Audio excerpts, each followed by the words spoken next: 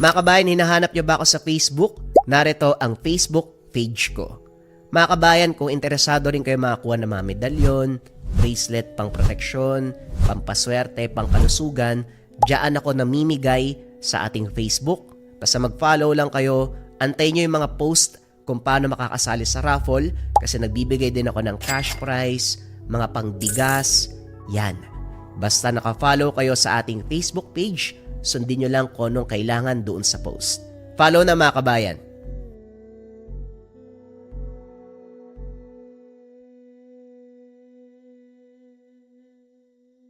Ang kwentong ito ay hango sa totoong buhay. Mula ito sa isa nating kabayan na itago na lamang natin sa pangalang Analisa. Taong 1984. Samar. Lumaki sa piling ni Lolo Kimod itong si Analisa. Bagaman babae, siga kung umasta, nadala sa kinalakihan na tahanan na puro kalalakian ang kasama. Siya lang kasi ang nag-iisang babae ng pamilya. Matapos magkawatak-watak dulot ng hiwalayan ng ama't ina, napilitan ang magkapatid na makatira sa tiyuhin, tiyahin, at si Analisa ay napunta kay Lolo Kimod. Paingisda ang hanap buhay ng matanda. Madali ang pagsisid sa karagatan kahit sa araw na humahagupit ang bagyo. Mag-isa lang naman sana subalit kumakayod para mabuhay. Magmula ng matutong sumisid, hindi na mahiwalay sa karagatan. Saka lang natigil ng masangkot sa isang trahedya nang tumungtong sa edad na 50. Winasak ng bagyo ang bangka. Habang pumapalaot at 3 araw siyang palutang-lutang sa dagat. Inakala ng lahat na kamatayan na ng matanda. Subalit nagulat sila nang makita itong buhay.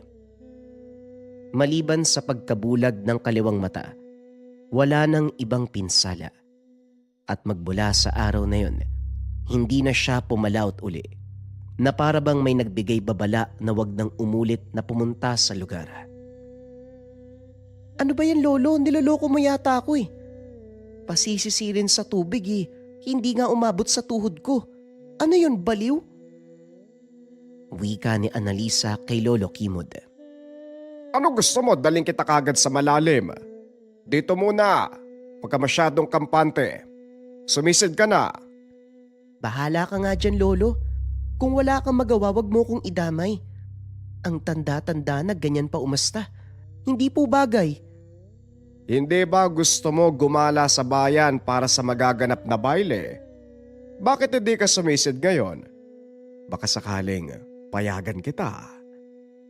Ay, sisid lang? Naku, walang problema, Lolo. Hanggang saan po ba? Hanggang dulo na? Kayang-kaya ko yan, oh. Magsisimula na po ako, ha. Tignan mo, ha. Sige na, lumangoy ka na. Ingatan ng ulo, baka mabagok. Natutuwa si Lolo Kimod habang pinagmamasdan ang apo. Nahirapan ito sa paglangoy dahil sa baba ng tubig, pero nagsusumikap na umusad.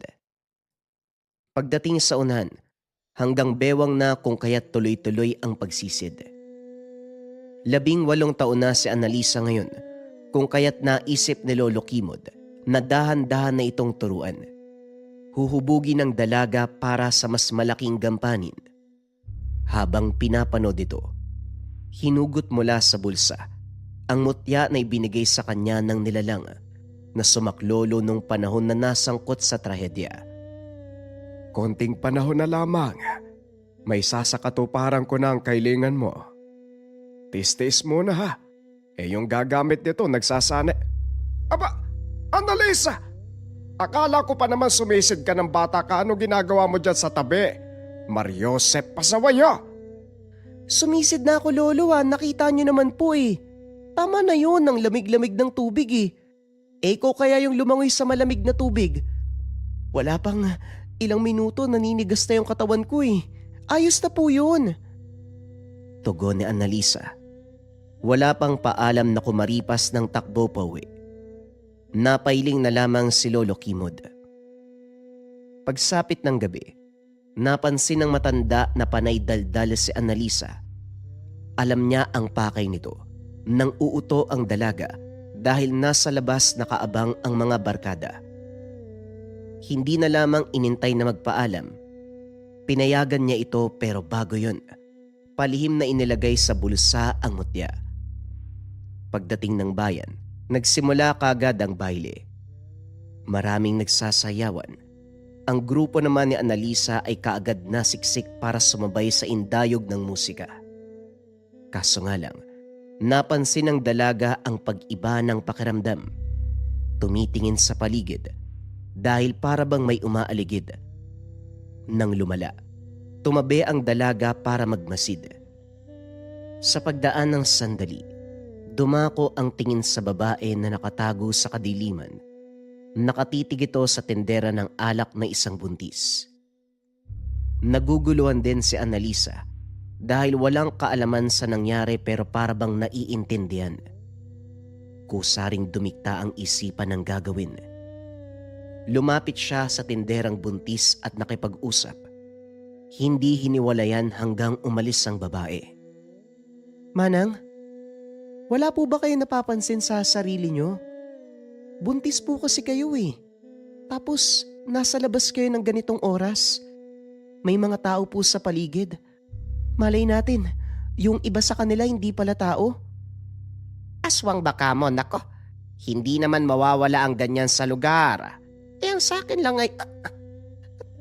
Teka, bakit parang biglang sumama ang pakiramdam ko? Yung bata gumagalaw, hindi to normal. Pumunta po tayo sa albularyo. Mas mainam po kung malaman natin kung anong dahilan para maagapan kaysa mahuli pa po yung lahat. Inang, bakit parang iba kayatang magsalita? May alam ka ba sa ganitong bagay? Wala po pero natatakot ako eh. Bata po kasi yung pinag-uusapan dito. Mukhang excited pa kayo mga nako. Hindi ba apo ka ni Lolo Kimod? Bakit nag-i-Ingles ka? Hindi ka naman mukhang galing ibang bansa.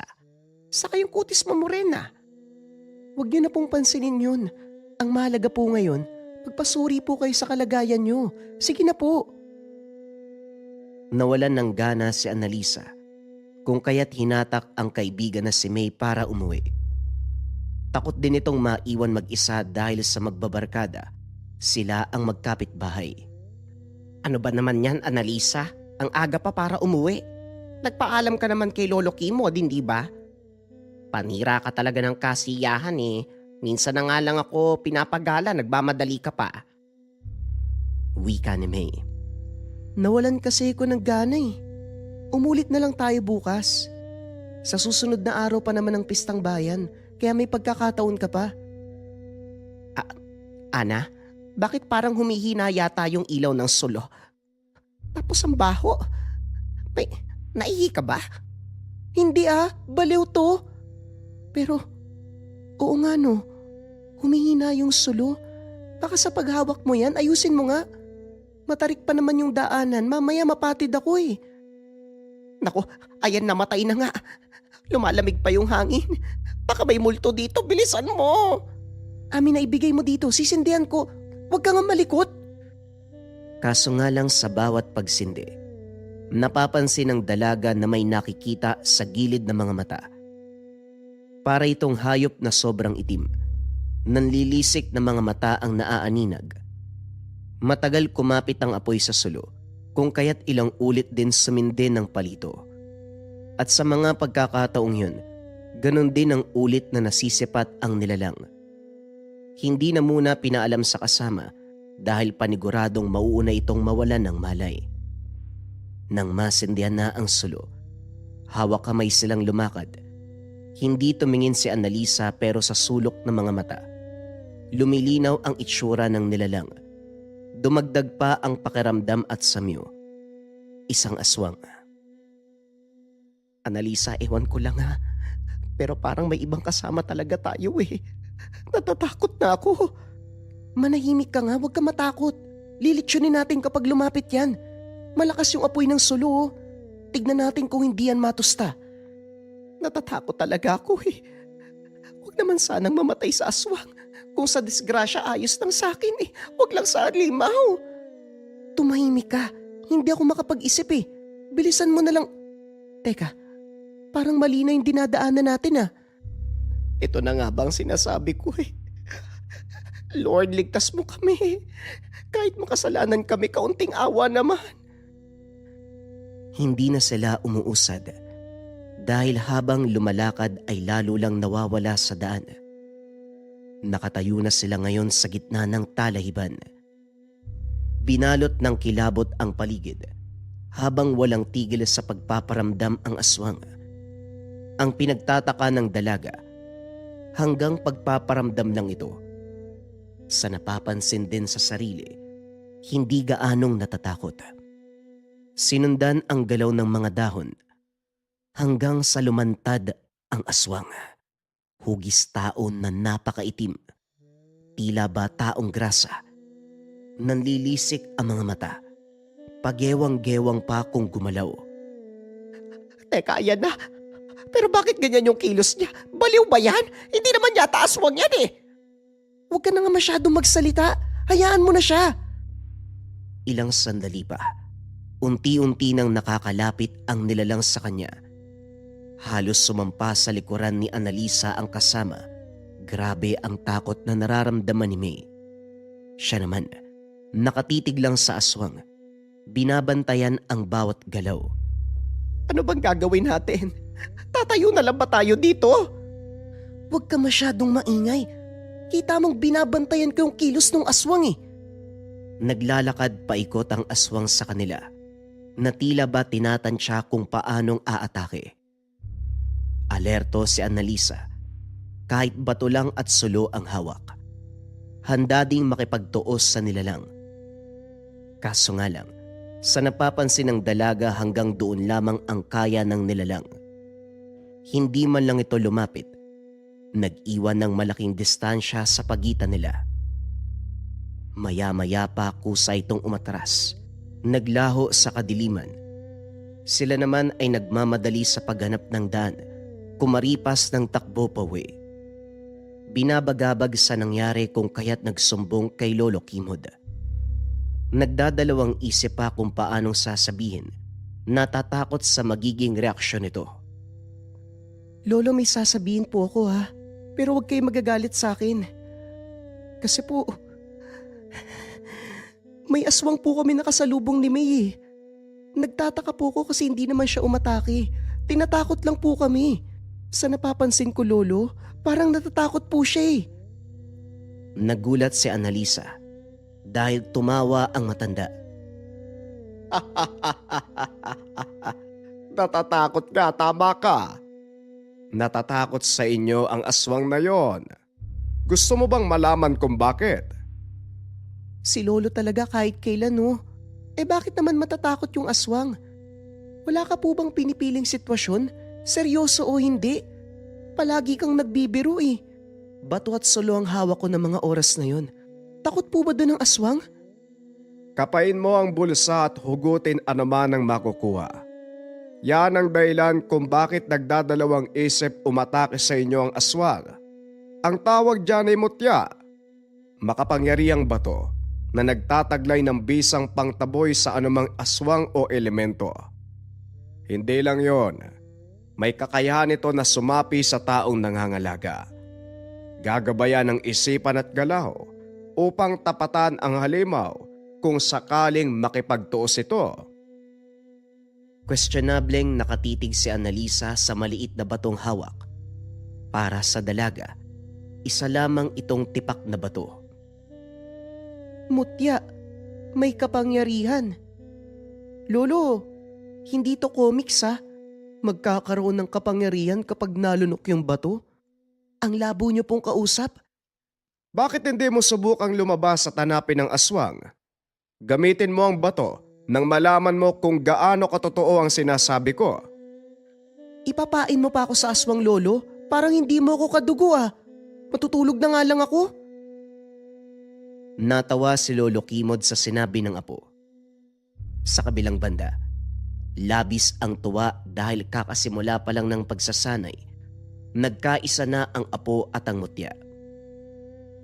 Kinabukasan, maaga itong gumising at dinala muli sa ilog. Mataas ang tubig at hindi pa handa ang dalaga, kaagad ng tinulak, bagay na ikinagalit nito.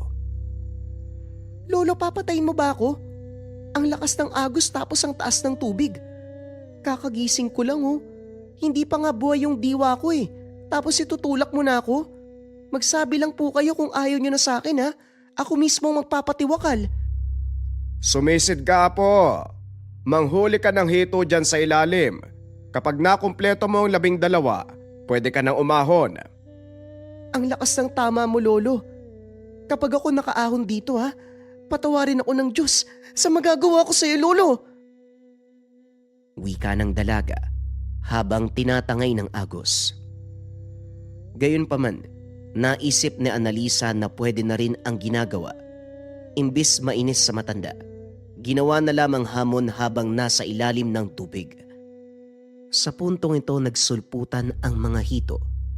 Laking gulat ng dalaga dahil agresibo. Naalerto dahil inaatake siya. Kahit anong langoy palayo, lalo lang dumadami ang hito na nakapaligid. Hindi lang yun. Nagkakaroon ng sugat sa matutulis na palikpik na mga ito. Abot-abot ang pagtataka dahil kilala ng dalaga ang sarili. Hindi siya aabuti ng ganitong oras dahil mababaw ang hangin sa katawan.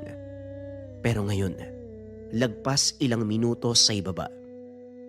Nang dumako ang tingin sa sarili, nagulat dahil ang sugat mula sa palikpik ay kusang naghilom.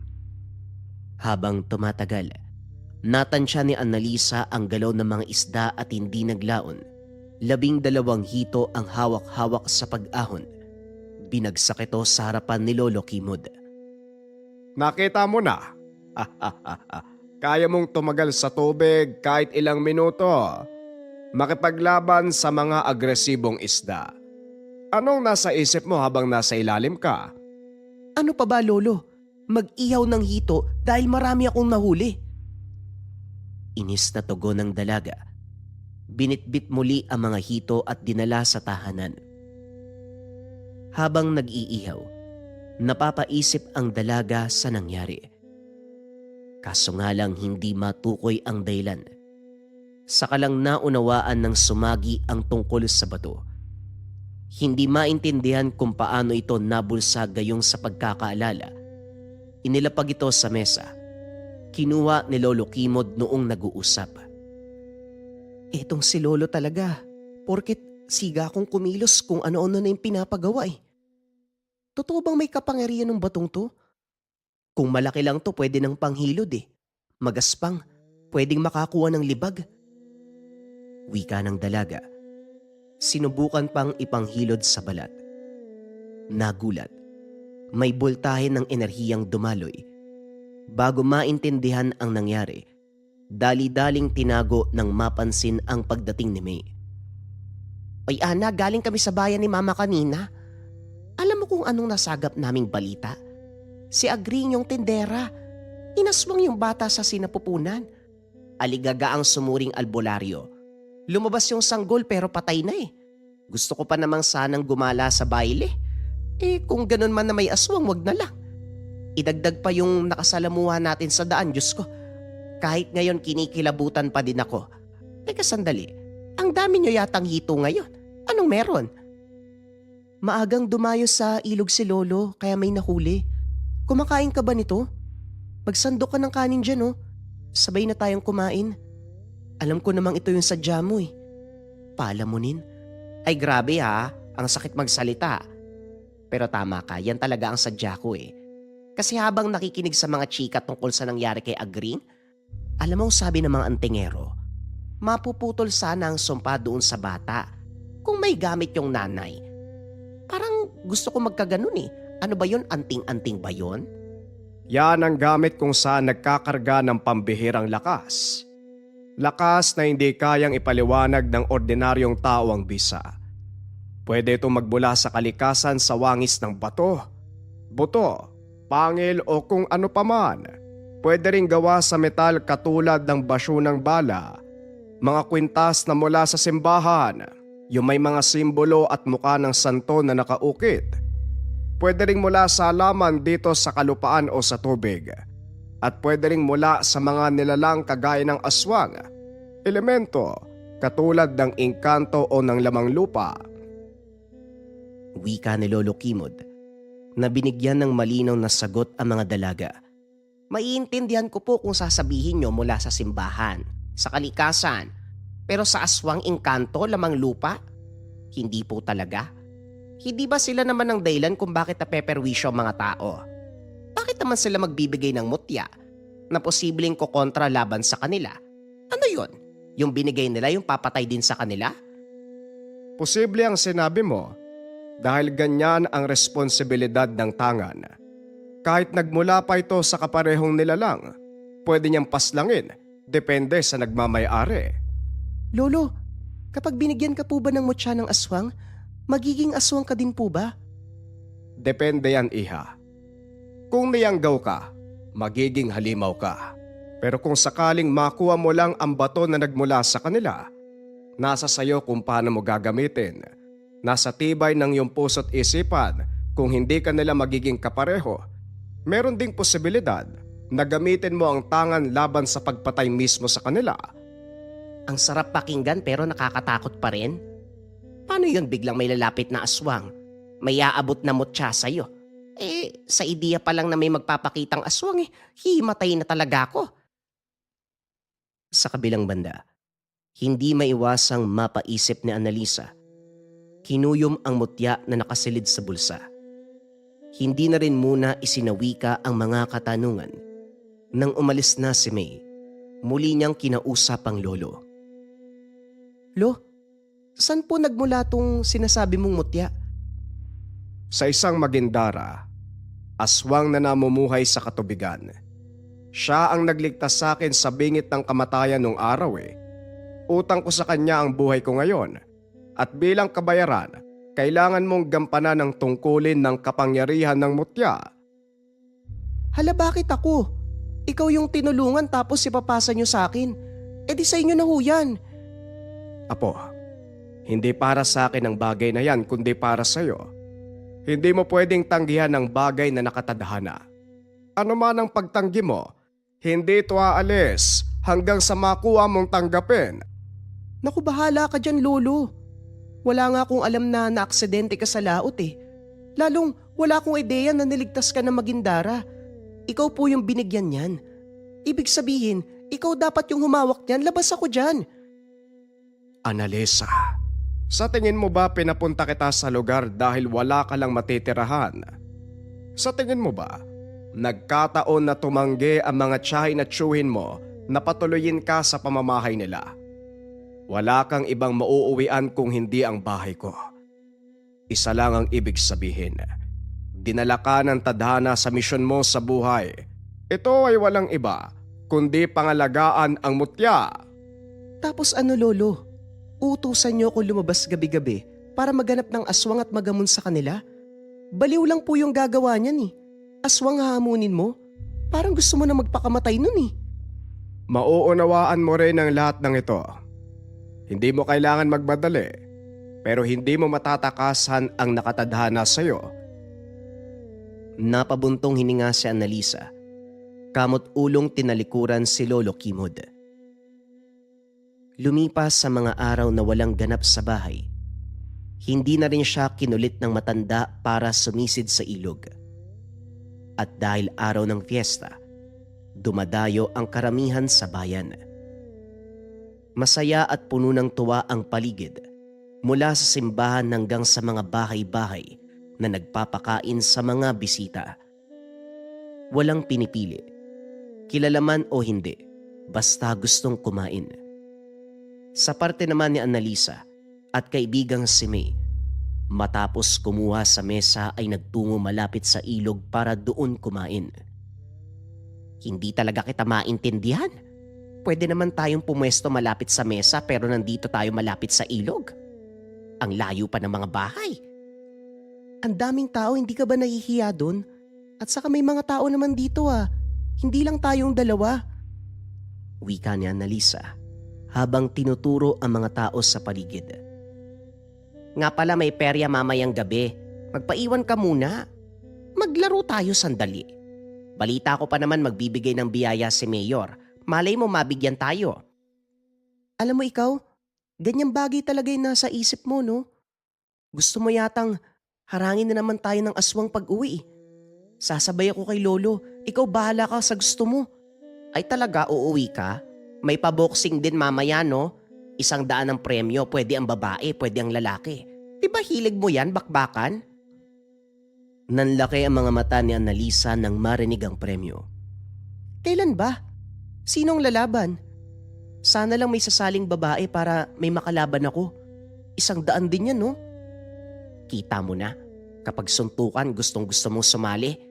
Kung sa bagay mukha ka namang lalaki sa galaw mo. Basta galingan mo para hati tayo sa premyo. Aba nakihati ka pa ha? Ako masusuntok tapos makikihati ka? Ang galing ah, magpasuntok ka din no? Pagsapit ng takip silim, kumpulan ang mga tao sa boksingan. Hindi lang pustahan ang nangyari. Bawat kalahok ay nakakatanggap ng premyo mula sa pamunuan ng mayor. Hindi na rin pinasalang si Annalisa dahil walang lalaban na babae. Nagpupumilit ang dalaga makipagtunggali sa lalaki, pero mahigpit ang pagtanggi ng mayor. Binigyan na lamang siya ng salapi. Ayos na yan kaysa makipaglaban ka sa maskuladong lalaki na yan. Tinan mo itsura ho. Nakakatakot ang taong yan. Pero tao ba talaga yan? Parang bakal kasi yung katawan eh. Isang suntok, bagsak ka agad ang kalaban. Eh ganun talaga may mga taong malalakas. At sa kalalaki yan no, normal na yan. Ewan, basta iba ang pakiramdam ko sa lalaking yon. Hindi na pala ako magpeperya. Umuwi na lang tayo kasi baka kung ano nga yung makasalubong natin sa gabi. Maingay ang dalawa, gawa na rin ng kwentuhan. Kaso pagdating sa unahan may napansing sumusunod. Naroon na rin ang pakiramdam na parang may tao sa likod kahit wala naman. May naririnig pang paghangos mula sa kung saan. Maya-maya pa napalitan ng angil. Mahina subalit malakas ang banta. O wag mo sabihin, may mananambang na naman sa atin ha? Basta wag ka na lang maingay. Makiramdam ka lang. Hindi ka ba natatakot? Walang laban yung pagiging siga mo kapag aswang ang karapan, no? Aswang. Annalisa, aswang. Hindi kung sino-sinong barumbado. Oo na, sige na. Basta wag ka lang maingay. Nagbuntong hininga ang dalaga sabay dukot ng mutya sa bulsa. Sa pagkakataong ito, hindi takot ang nararamdaman, kundi kagustuhang paslangin ng halimaw. Ilang sandali pa nakarinig sila ng mabilis na yabag. Mula sa likuran, pagtingin ay lumipat sa bandang harapan, kung saan-saan nagmumula ang tunog na parabang may naglalakad na lumulutang sa dahon. Hanggang sa bumuelo si Annalisa, malakas na hinataw ang harapan ni May. Yumuko naman ang kaibigan. Dito nasalag ni Annalisa ang aswang. Ang buong akala ni May, siya ang aatakihin ng kaibigan. Paulit-ulit na hinampas ni Annalisa ng nagliliyab na sulo ang nilalang na nanggambala sa kanila. Umatras ng ilang hakbang ang aswang, paulit-ulit na dumadaing. Ilang sandali pa, muli itong umatake pero mabilis na natapatan ng dalaga. Namamangha na rin dahil ang suloy na nanatiling pulido at ang apoy ay patuloy na nagliliyab. Ito lamang ang ginamit na panglaban. Makikitang nahihirapan na ang aswang. Ano nangyari sa'yo ngayon? Ang laki-laki ng pangangatawan mo. Tiklop ka sa apoy saka sa babae pa? Sige na, sumugod ka pa. Sumugod ang aswang pero ganun pa rin ang nangyari. Walang panama sa galaw ni Annalisa hanggang sa punto na kusa itong naglaho sa dilim. Habol hiningang lumingon kay May na maya-maya pa'y nawalan ng malay. Hindi maitago ni Lolo Kimod ang tuwa nang marinig ang kwento ng apo. Matapos magkamalay ni May, kinausap niya ito. Masasabi kong matindi ang nangyari. Sa kaganapang yung Annalisa, wala ka bang napagtanto? Siyempre Lolo, hindi magandang umuwi ng gabi. Hindi na po mauulit. Hindi na po ako magagala ng ganyang oras. Hindi na ako magpapadala sa sulsul ni May. Alam mong hindi yan ang tinutukoy ko, Apo. Kaya mo eh. Ayaw mo lang tanggapin. Kagaya ng sinabi ko, walang nagmamadali pero sana unti-unti mo nang buksan ang puso mo para sa tungkulin. Nasisiguro ko, matutuwa ka sa pagkakaroon ng tungkulin sa lihim na karunungan. Lihim na karunungan? Sana naging lihim na lang talaga yan eh. Basta ayoko pong maging manunugis. Ayoko sa aswang. Napalaban lang po kagabi dahil wala namang pagpipilian eh. Alangan naman magpakain kami sa aswang. Hindi ka talaga marunong magsinungaling. Mahahalata sa pananalita mo eh. Hindi yan ang gusto mong sabihin. Pero hindi bale na. Mahaba pa naman ang oras. Sa sandaling gusto mo lang gampanan ng pagkakaroon ng tangan, magsabi ka lang. Marami pa akong ibabahagi sa'yo. Napangiti na lang si Lolo Kimod. Sa kilos ng apo, unti-unti nang bumibigay sa tungkulin. Lumipas sa mga araw. Sa puntong ito dinala ni Lolo Kimod si Annalisa sa pagpapalaot. Hindi sa mangingisda. Gusto lang subukin ng matanda ang kakayahan ng dalaga kapag nasa malaking anyo ng tubig. Walang sali-salita kagad tinulak. Malakas ang hampas ng alon gawa ng masama ang panahon. Delikado man, naniniwala siya na kaya ng dalaga. Magkita na lang tayo sa bahay. Huwag ka matakot kumilos ha. Huwag limitahan ang sarili. Kilala mo kung sino ka, Annalisa. Ito ang bili ng matanda bago nagsagwan pabalik ng baybayin. Sa kabilang banda, nahihirapan si Annalisa. Masyadong malakas ang alon para kalabanin. Tinatangay siya nito sa lugar na hindi niya alam kung saan. Mahirap alamin ang lugar dahil nasa ilalim ng karagatan. Maya-maya pa, napansin ang isa pang presensya. Unang pumasok sa isipan si Rena dahil ganon ang hugis ng pangangatawan. Ilang sandali pa ay bigla itong bumungad sa harapan. May katawan ng isang babae. Maganda ang pagmumuka. Subalit buntot ng isda ang parte ng bewang paibaba. Magaan ang presensya noong una, pero habang tumatagal unti-unting nagbabago ang anyo. Naging itim ang balat. Naglalabasan ang makapal na kaliskis. Humaba ang makuko. At ang magandang muka, may hahalin tulad na sa aswang. Lumitaw na rin ang nanlilisik na mga mata. Agad umilag si Annalisa nang bumulwak ang itim na likido sa bibig nito. Lumangoy siya palayo subalit nabutan. Sinakal siya. Dinala pa sa mas malalim na bahagi. Naalerto ang dalaga at nang maisip ang mutya kagad hinugot sa bulsa. Nang maramdaman ang nag-uumapaw na lakas, nakuwang lumaban sa nilalang. Subalit sa halip na saktan siya nito, kusa siyang pinakawalan. Bumubuka ang bibig na parabang may sinasabi, subalit walang maririnig na boses. Ingay ng tubig lamang ang pumuno sa tenga ng dalaga. Maya-maya pa nakaramdam ng antok hanggang sa nawalan ng malay. Nagising ng hampasin ng malakas na alon, saka lamang napagtanto na nasa baybayin na. Inisip ang nangyari, hindi masabing panaginip dahil ng masipatang kamay, may bakas pa ng kalmot. Nakita mo siya, hindi ba? Siya ang sinasabi kong magindara na nagbigay ng mutya. Ang nangyari kanina ay hindi banta, kundi pagsubok ng kakayahan mo sa harapan mismo ng nilalang. Ito na rin ang basbas para maging ganap ang tagapagmana. Binabati kita, Apo. Ikaw na ngayon ang nangangalaga sa bato. Ewan ko sa'yo, Lolo. Hindi ko na po alam kung totoo pa ba yung nangyayari eh. Ganyan din ako nung araw nung nakasalamuha ko magindara. Pero sa paglipas ng panahon, unti-unti ko nauunawaan ang lahat. Halika na, umuwi na tayo. Naging tahimik ang dalaga ng mga sumunod na araw. Palaisipan pa rin ang nangyari sa dagat. Gustong isipin na isa itong panaginip, pero sa tuwing mapapatingin sa bakas ng kalmot, napapailing na lamang.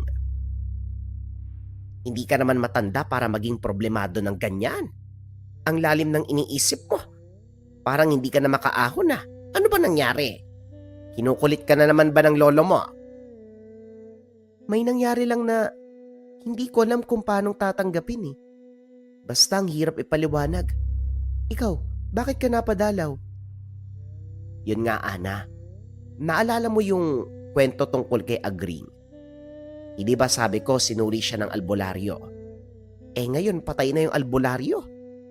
Natagpo ang nakalutang sa ilog. Palaisipan ng pagkamatay kasi wala namang bakas ng sugat sa katawan. Pero ang sabi na nakakita, parang inatake ng hindi pangkaraniwang halimaw. Sabi pa nila, baka may syokoy sa ilog. Nagsisimula ng magasik, ganun eh. Ang aga-aga chismis yung dala mo. Sigurado ka ba dyan? Baka mamaya gawa-gawa mo lang yan. Maawa ka sa albularyong pinatay mo sa kwento mo. Hoy, alam mo hindi ako nagbibiro kapag buhay na ng tao ang pinag-uusapan. Itanong mo kay Lolo Kimod. Naroon siya nung natagpuan ng bangkay. Pagkatapos ng usapan nila ni May, hinanap ng dalaga ang matanda. Ito naman ang inosisa. Lolo, may natagpo ang bangkay ng albularyo sa ilog. Totoo po ba yun? Ano po kayang dahilan? Ano pa nga ba?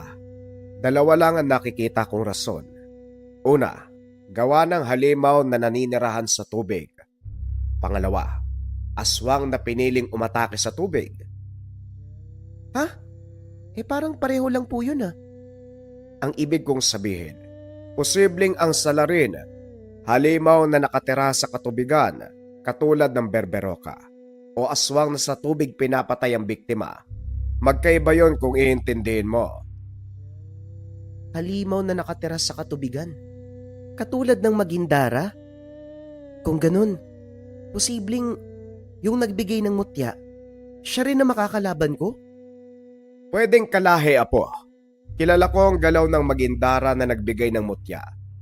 Hindi siya dumarayo sa maliit na anyo ng tubig, katulad ng ilog o lawa. Naroon siya sa mas malaki, sa karagatan. Siguro yung ibang kalahi niya.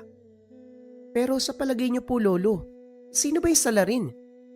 Bakit hindi mo nalang alamin, apo? Sa inaasta mo ngayon, handa ka nang sumabak sa mas malaking misyon katulad nito. Natahimik si Annalisa. Nag-iwas ng tingin. Hindi magawang sumagot dahil may pagdadalawang isip kung makikialam ba sa nangyari. Kaso nga lang, natagpuan ng sariling binabaybay ang tabing ilog, naghahanap ng bakas ng salarin. Masyadong malinis kung titignan ng paligid, pero kung papansinin ang kaliit-liitang detalye, matutukoy ang mali. May iilan pang tao na nakikiusyoso sa kaganapan. Naghintay ng ilang sandali si Annalisa bago makapag-isa sa lugar. Kaso sa kalagitnaan ng pagsusuri, narinig ang sigaw ni May. Tanaw ito mula sa unahan, hinahabol ng lalaki. Walang iba kung hindi ang pinag-usapan nung gabi na sumalang sa boxing. Hoy! Anong ginawa mo sa kaibigan ko? Hindi porket malaki yung katawan mo mananakot ka. Huwag kang magkakamali ah. Kaya kitang itumba. Hoy, nagyayabang ka na naman eh. Palaygante yan tas ang payat-payat mo. Ano naman? Swertihan na lang tayo. Inano ko ba niyan? Nagtanong lang ako pero bigla nag-iba yung tingin niya eh. Adik yata na nilisik yung mata. Umuwi na tayo. Huwag na natin palaki ng gulo. Sa sinabi ni May, kumalma si Annalisa at piniling umatras. Pero hindi ito nangangahulugan ng pagkaduwag. Pagkatapos ihatid ay bumalik siya sa lugar. Hindi inasahan na nag-aantay din ng lalaki sa kanya. Ano bang kailangan mo sa kaibigan ko? Manya ka ba? Huwag ka masyadong mayabang, iya. Kapag sinapa kita, pwede ka mamatay. Mag-isip ka na mabuti dahil akong tipo ng tao na hindi mo na naising malaman ang totoong pagkatao. Pangalan mo lang naman ang hindi ko alam eh. Hindi na natin kailangang alamin ang pagkatao mo dahil alam kong aswang ka. At siguro, ikaw din yung pumatay sa albularyo. Nanigas sa kinakatayuan ng lalaki. Hindi inasahan ang sinabi nito. Sino ka ba talaga? Unang kita ko sa'yo kakaiba ka. Pero hindi ko alam kung anong meron. Sinundan ko kayo sa pag-uwi. Pero masyado ka matapang. Ah, ganun. Ikaw pala yung aswang na yun, ha? Mabuti na lang umamin ka. May malalim akong dahilan para puksain ka ngayon. Yan ay kung kaya mo. Wala kang apoy ngayon. Kaya sigurado kung wala kang laban sa akin. Takot ka pala sa apoy, ha? Tama ka, wala akong dala. Pero sa ibang paraan kita tatalunin. Inihanda ng dalaga ang sarili nang makita itong nagsisimula na nagpapalit ng anyo.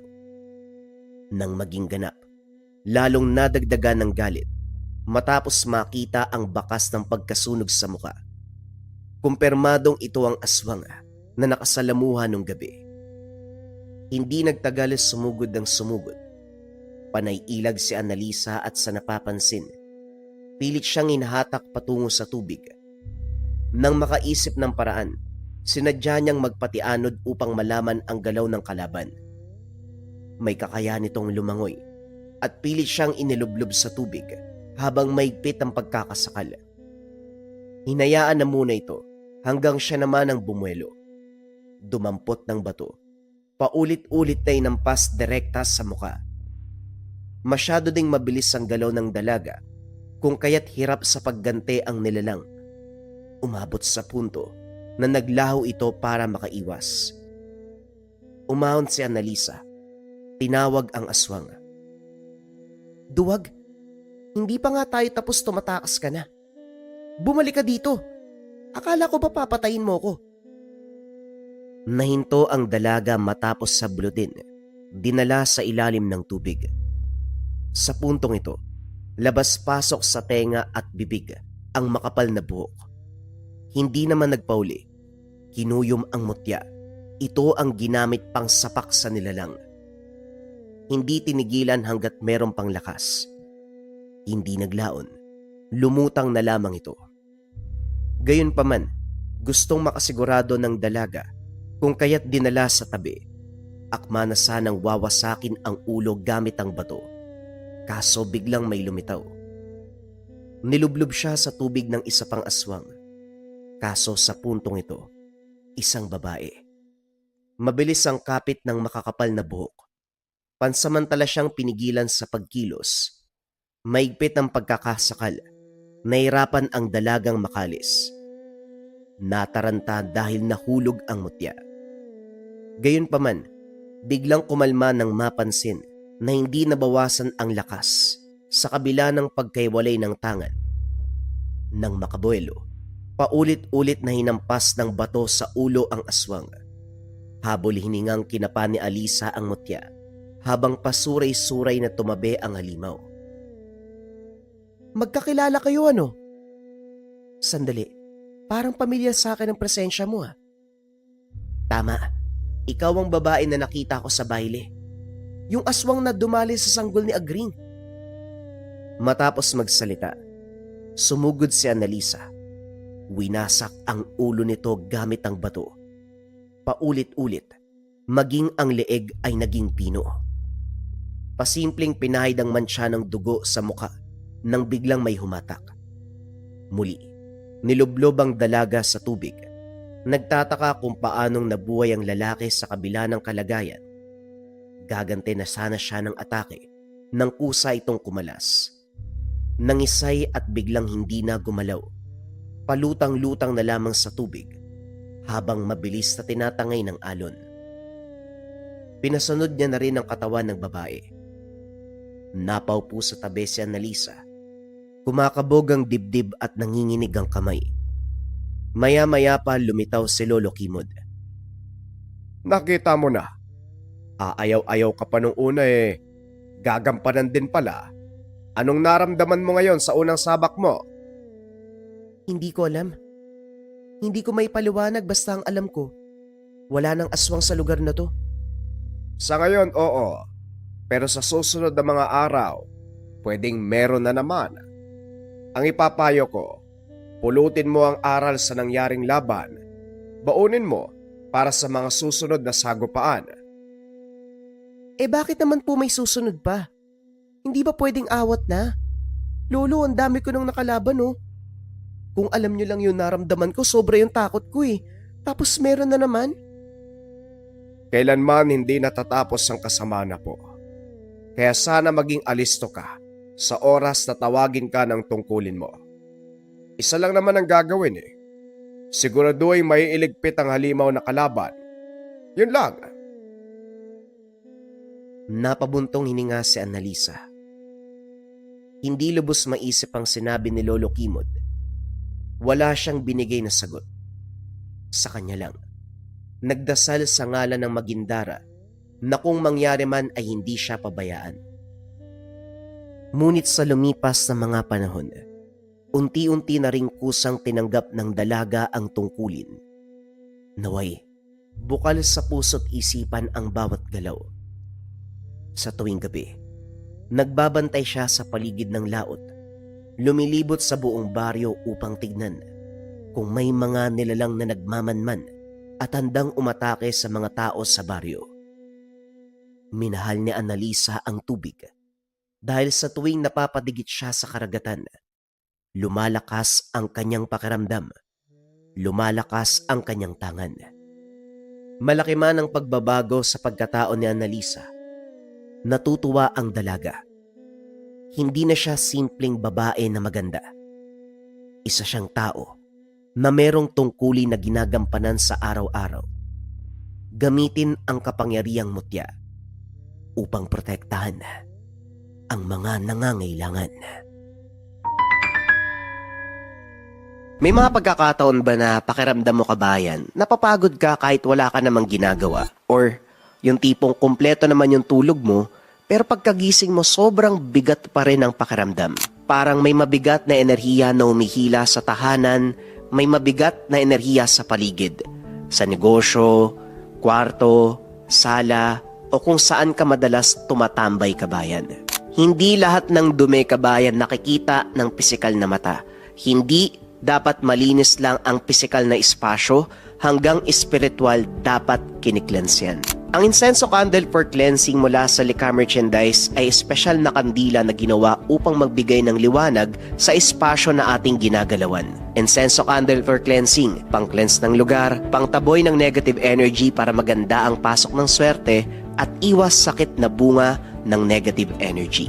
Sa isang sindilang kabayan, gumagaan ang kapaligiran, lumilinis ang espasyo, nagiging mahimbing ang pagtulog sa gabi. Ito ay mainam na gamitin pang-cleanse na mga lugar kung saan natin nararamdaman ang negatibong enerhiya. Kung interesado ka kabayan, kailangan lang tong sindihan sa umaga at gabi. May yellow basket dito sa baba or pwede mong i-visit ang shop ng Lika Merchandise Incenso Candle for Cleansing.